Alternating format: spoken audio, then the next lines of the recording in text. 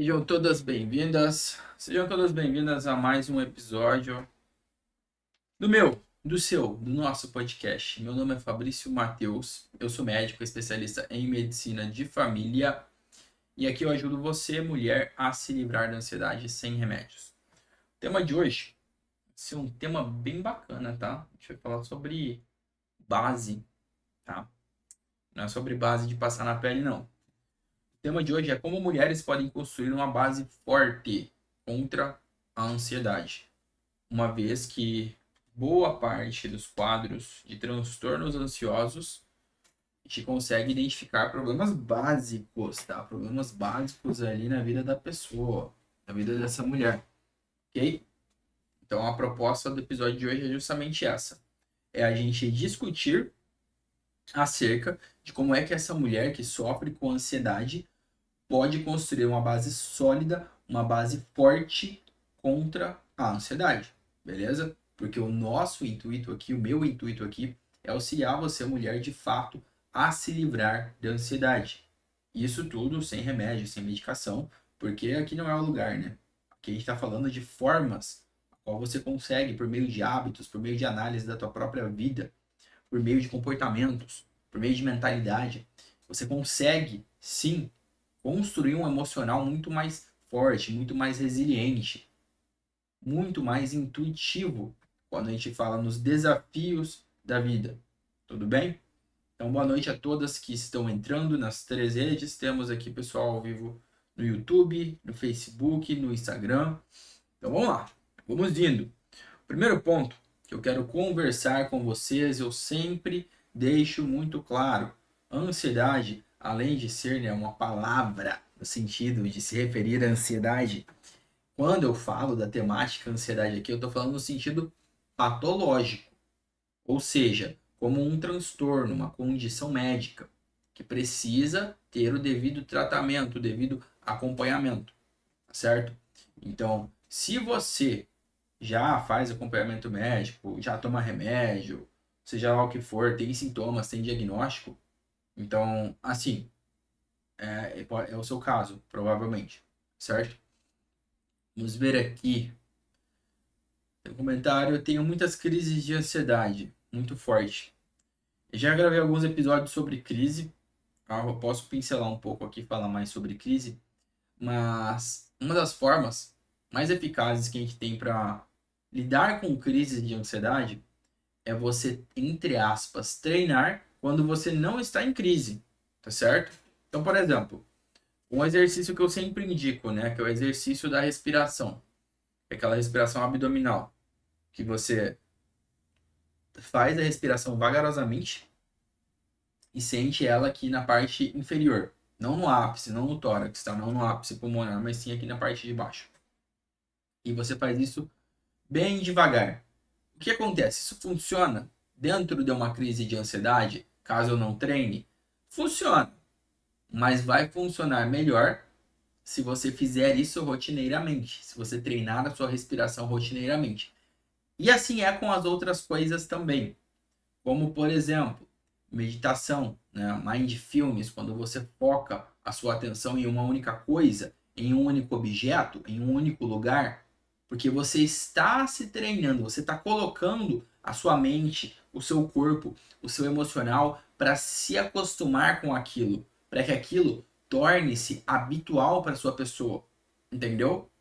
Então, a partir do momento que eu pego vários bons hábitos, várias coisas positivas e eu insiro de forma proposital na minha vida e pratico aquilo dia após dia, se chegar um momento no qual eu necessite utilizar aqueles aprendizados, aqueles hábitos, aqueles ensinamentos, ou seja, quando chegar um possível momento de crise, aí sim você vai estar preparada, porque não tem como eu chegar hoje dentro de uma academia, por exemplo, e levantar o maior peso de todos. Eu não vou ter força, tá certo? Eu não vou conseguir. Mas eu posso começar com um peso inferior, com a barra apenas, tá? Com ansiedade é mais ou menos isso, quando a gente fala com crise de ansiedade. E óbvio que eu estou falando de metodologias não medicamentosas, eu não estou envolvendo química de remédio, de comprimido, que eu estou falando de coisas nas quais você pode fazer. você pode tentar, você pode inserir na sua própria vida, ok? Então vamos lá.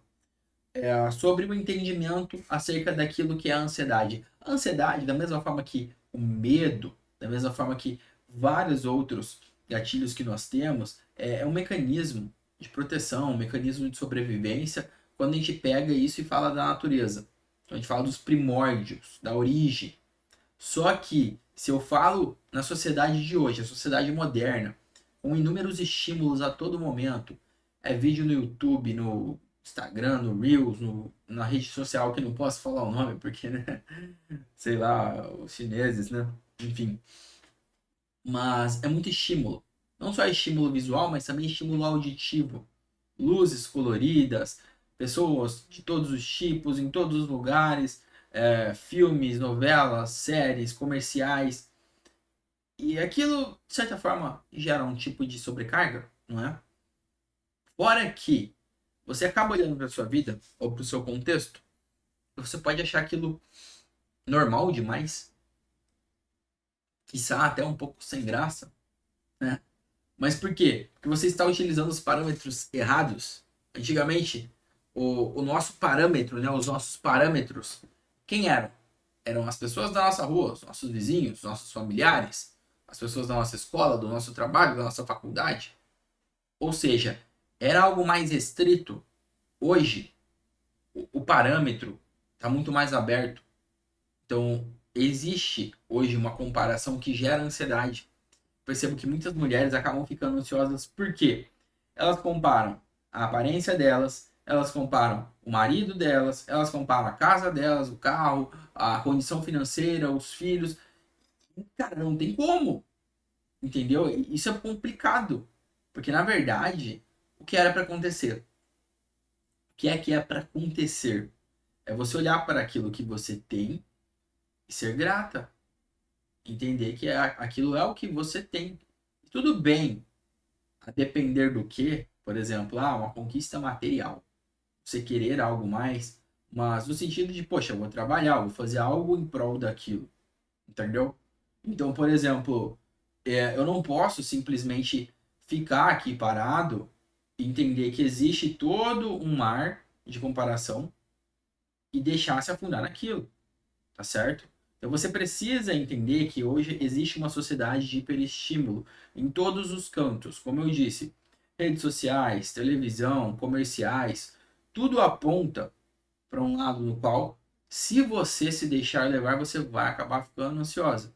Você vai acabar elevando os níveis de ansiedade, porque sempre vai ter alguma coisa melhor, alguém mais bonito, alguém mais rico, alguém mais isso, alguém mais aquilo, e não acaba, tá? Essa é uma jornada que não tem fim. Então esse é um ponto. É o ponto de você entender que exercer naturalmente a gratidão de forma específica, tá? Então, poxa, não fica naquela de, eu sou grato pela minha casa, pela comida, pela. Não, seja grata por isso, tudo bem. Mas seja grata por coisas específicas. Poxa, hoje eu tive uma conversa muito legal com a minha amiga que eu não via há bastante tempo, entendeu? Hoje eu conversei com a minha mãe sobre alguma coisa do passado da minha infância que eu nem me lembrava e me fez bem. Hoje eu tomei um café que ele estava muito gostoso, sabe? Coisas que estão presentes na sua vida, que são totalmente alcançáveis, que estão ali, mas às vezes você não joga luz em cima, né? Não tá tão claro aquela circunstância, tá certo? Então, isso é importante. Esse fato de você ter uma gratidão acerca das coisas que cerceiam a sua própria vida. Porque quando a gente fala em base, né, uma base forte, o reconhecimento das coisas positivas da nossa vida faz parte, tá? É um dos fatores que você tem que levar em conta, que você tem que entender aquilo como algo iminente, algo intrínseco, para que você não tenha, de fato, sintomas, não só sintomas ansiosos, mas outros sintomas emocionais, tá certo? E aí a gente entra a questão do autocuidado, ok? Porque o efeito comparativo que a vida moderna pode trazer, ele pode prejudicar o autocuidado de muitas pessoas pelo simples fato daquilo de ou tudo ou nada. E não, isso não é uma boa ideia. Porque a pessoa pensa, ou eu tenho o melhor possível, ou para mim tanto faz. Ou eu tô com sabe, a melhor situação ou para mim eu não quero. Isso é complicado, porque você pode acabar minando o seu próprio autocuidado, o autocuidado com a sua aparência, o autocuidado com a sua saúde, o autocuidado com o teu corpo, com o seu emocional, com a sua família. Porque se você olha para aquilo que você tem e você não entende o valor daquilo, quem é que vai entender? Se é você que possui, que tá aquilo ali na tua vida, entendeu? E você não tá dando o devido valor, quem é que vai dar? Sabe? E olha, quando acontece, é doído. Quantas vezes eu vi, às vezes, casal que separa porque a pessoa não dava o valor ou não estava tendo um bom relacionamento, e depois que vê com outra pessoa fala, nossa senhora, eu não dei valor. Né? É complicado isso. É complicado isso. Tá? Então, autocuidado é importante. Não só o autocuidado de você como uma pessoa propriamente dita, mas o cuidado com as pessoas que você ama, o cuidado com as suas coisas, objetos, com os seus hábitos, com a sua saúde. Tudo isso conversa a favor de uma base sólida e forte contra a ansiedade. E aí podem entrar alguns sistemas, como por exemplo, poxa, a parte da nutrição, a parte do estilo de vida, a parte da atividade física. Tudo isso pode e deve ser inserido de forma natural e não só inserido, mas mantido, ok? Porque no fim das contas são todos pilares, certo? São todos pilares. E eu gosto de lembrar para vocês, quando eu falo em fatores, quando eu falo em pilares, eu tenho tanto fatores negativos quanto positivos, certo? No caso, eu gosto de usar o termo fatores de risco e fatores de proteção. O que são fatores de risco? É tudo que coloca em risco a sua saúde. Mas quando eu estou falando do tema ansiedade, são fatores os quais tendem a te desencadear mais ansiedade. Podem ser gatilhos específicos. Eu tenho alguma fobia, Fabrício. Eu tenho medo de aranha, eu tenho medo de barata, eu tenho medo. Não sei. Então, se eu tenho algum gatilho, eu tenho que cuidar disso, né? Da mesma forma, fatores de risco também. Tem algumas palavras, alguns termos que podem servir para os dois. Pode ser tanto o fator de proteção quanto o fator de risco. Vai depender da performance daquilo na sua vida, né? Da aplicabilidade. Então, família. Família é bom, né? Ou não? Não sei. Que família? A minha? A sua? O que acontece? Quando eu uso termos como, por exemplo, família, se é uma família acolhedora, uma família protetora, uma família que te entende, que está presente para você, é um fator protetor, poxa. Uma família que ela contribui. Mas se é uma família que, às vezes te trata mal, ou que não tá nem aí pra tua saúde, ou que acha que a ansiedade é frescura, ou que te cobra muito e não te oferece nada, entendeu? E óbvio que eu tô falando no sentido literal, porque às vezes você também pode estar com uma perspectiva distorcida dos fatos, né? Que quem tem ansiedade às vezes está com a visão um pouco turvada. Então a gente tem que ficar atento para isso também, porque senão a gente acaba tendo julgamentos um pouco, um tanto quanto precipitados, tá certo? Precipitados. Mas voltando, então família pode ser um fator de risco, como pode ser um fator protetor. Relacionamento da mesma forma, relacionamento amoroso. O meu marido é uma pessoa super carinhosa, uma pessoa que cuida bem dos filhos, uma pessoa que está presente quando eu preciso e quando eu não preciso também, e é tudo muito bom. Poxa, é um fator protetor, porque você tem um excelente marido ao seu lado. Só que se você tem um marido que te agride, um marido que te trata mal, um marido que não reconhece as coisas boas que você tem, um marido que não cuida de você, dos filhos, da casa, fator de risco, tá certo?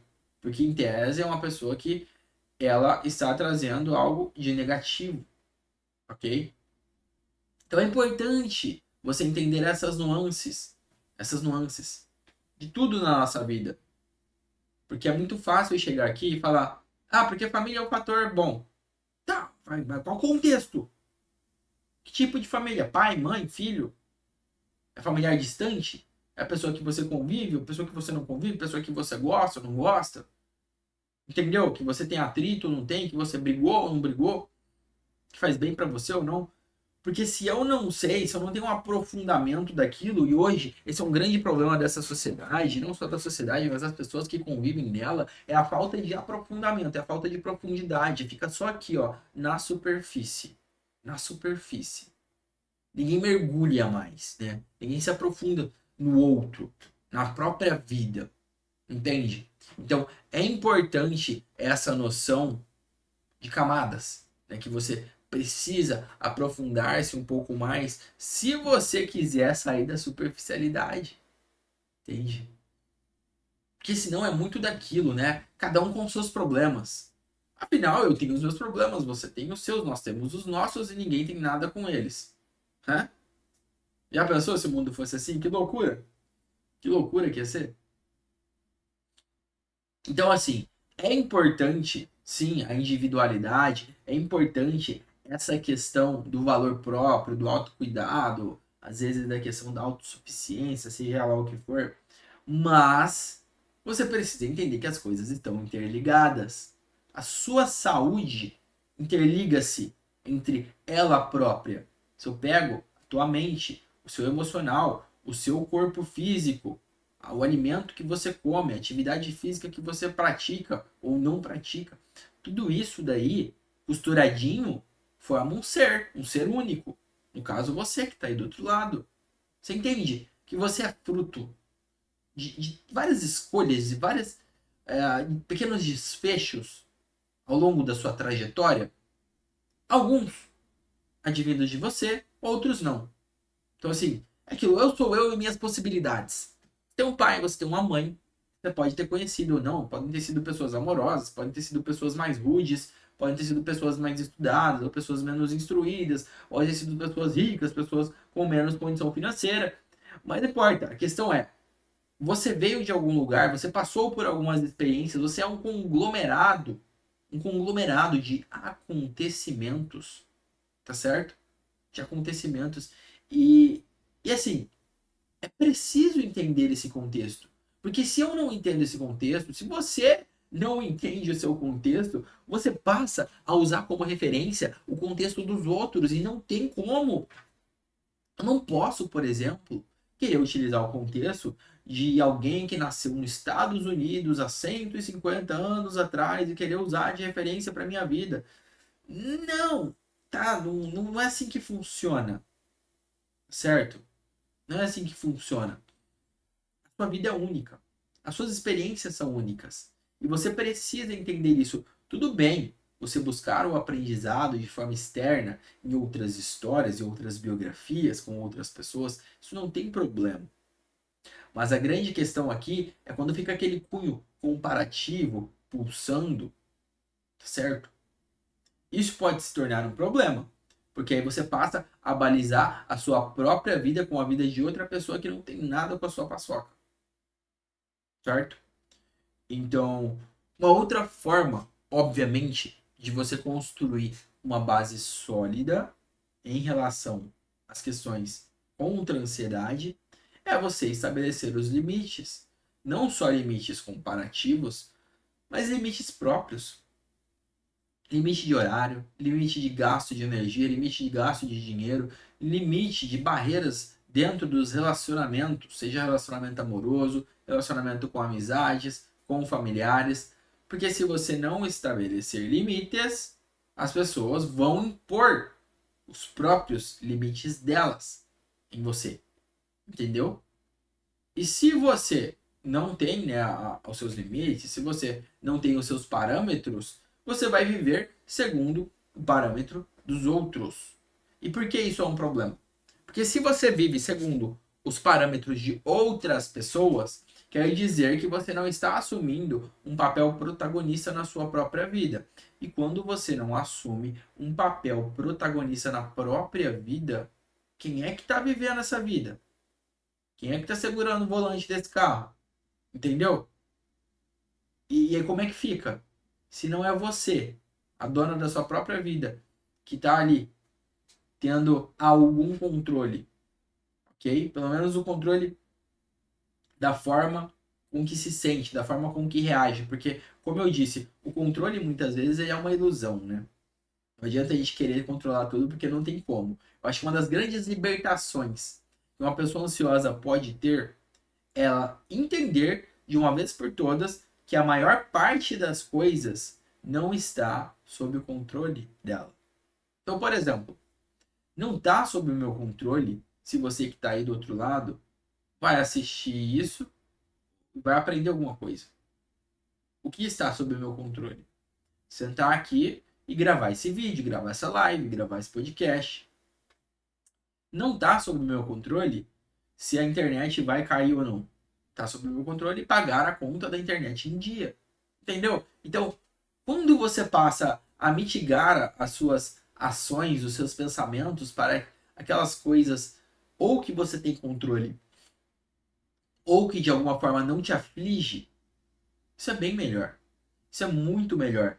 Porque você não vai carregar um fardo que não é seu. Um fardo desnecessário. Entendeu? E muitas vezes são justamente esses fardos que te deixam mais ansiosa, né? Que acabam sendo gatilho para uma possível crise de ansiedade. Não é mesmo? Então, presta um pouco mais de atenção nisso. Sobre as coisas as quais você tem ou não algum controle, ok? E assim, exemplo, buscar ajuda profissional. A partir do momento que eu percebo que eu me sinto mal, uma coisa que está sob o seu controle. Aí você pode falar, Fabrício, mas eu não tenho um plano de saúde. Ou, Fabrício, mas aqui na minha cidade não tem profissional que trabalha com isso. Tudo bem. A questão é, dentro do escopo das suas possibilidades, você fez aquilo que era possível? Entende? Porque às vezes, quando a gente fala em se livrar da ansiedade, é a gente conseguir fazer minimamente aquilo que é possível. E às vezes, a sua possibilidade é justamente prestar atenção nessa live. Tá? Parar para assistir um médico que parou na quarta-feira à noite para gravar um vídeo sobre construir uma base sólida contra a ansiedade. Está sob seu controle isso, não está?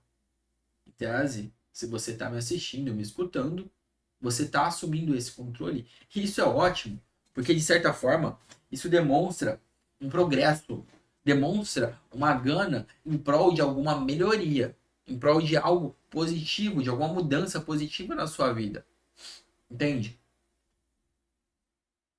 Isso é muito interpretativo. E é louco isso, porque boa parte das pessoas não estão dispostas a tomar atitudes, mesmo que pequenas, para obter alguma mudança, mesmo que positivas. E olha que maluco. Como é que, mesmo sabendo que se eu tomar determinada ação, não tem como aquilo ser ruim para mim, e eu ainda assim não faço, não tomo essa ação? Por que é que isso acontece? Você já parou para pensar nisso? São inúmeros fatores, tá? Da mesma forma como quando eu falo de ansiedade, tem inúmeros fatores que estão envolvidos nesse tipo de equação. Mas um deles é justamente a clareza acerca da escolha. Boa parte dessas pessoas não está claro na cabeça delas que elas têm alguma escolha. Entende? E eu preciso que você que está aí do outro lado tenha essa consciência de que o poder de escolha, ele existe, tá? E eu não falo aqui de livre-arbítrio, tá bom? Mas de poder de escolha. Porque livre-arbítrio passa muito por aquilo de, ação. Ok. Mas, por exemplo, eu posso escolher não fazer nada. Eu posso escolher pensar em determinado tema ou não, entende? Então, tudo isso são coisas que estão sob meu controle, beleza? E aí uma outra coisa bem importante, tá? Passando aqui, a gente tá falando de como mulheres podem construir uma base forte contra a ansiedade. Comunicação e relacionamentos. Comunicação precisa existir como uma forma, um canal aberto, ok? Você precisa, com as pessoas que você ama, com as pessoas que você confia, ter um canal de comunicação.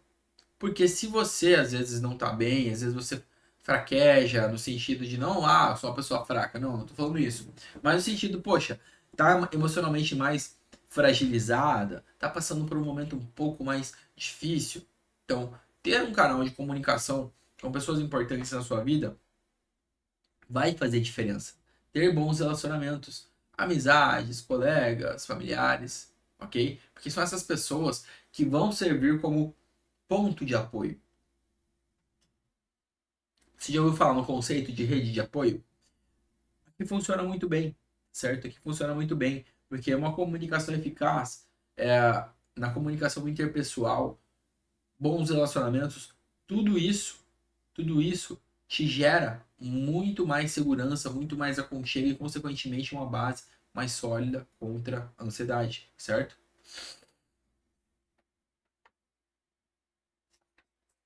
Um outro ponto bem legal, que é sobre estar relaxado, né, o corpo físico. Porque, durante o dia, eu ando bastante, tá? Eu ando bastante no hospital, principalmente. Então, ao longo do meu dia, eu tendo a não ser sedentário, não é nem porque eu faço atividade física às vezes, mas porque eu ando muito, certo?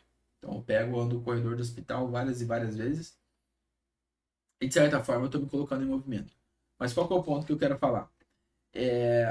Isso tudo, as tarefas do nosso dia a dia, elas podem gerar tensões, tá?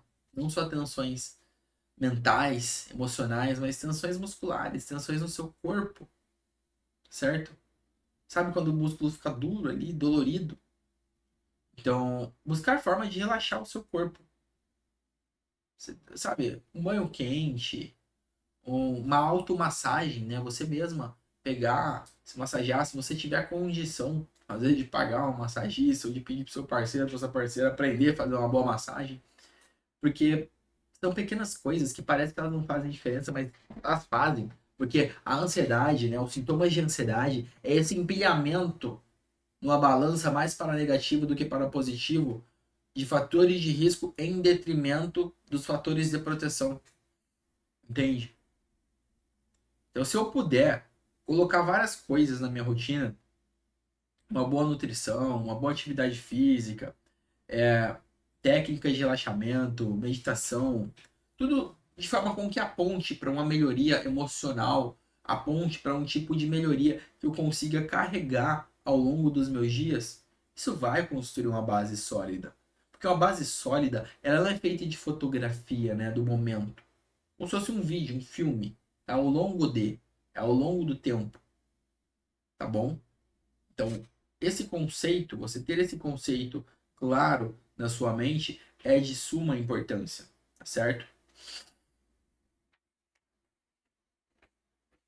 E aí, falo de um outro termo, que é o termo de resiliência emocional. E o que é resiliência, Fabrício? Explica melhor.